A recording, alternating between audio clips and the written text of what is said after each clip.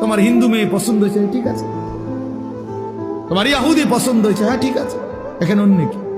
তোমার যেটা ভাল লাগে এটা, তোমার যেটা মন চায় এটা, তোমার পছন্দই তোমার জীবন।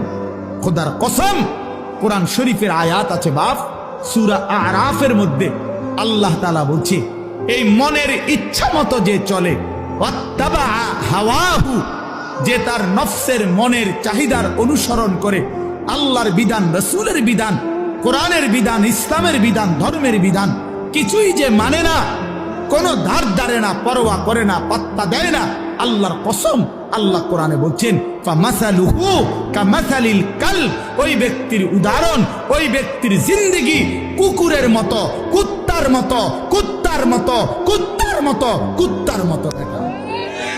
ওই জিন্দেগি কুত্তার জিন্দেগি, ওই জিন্দেগি কুত্তার জিন্দেগি।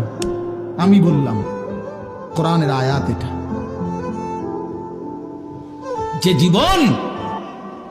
যে জীবন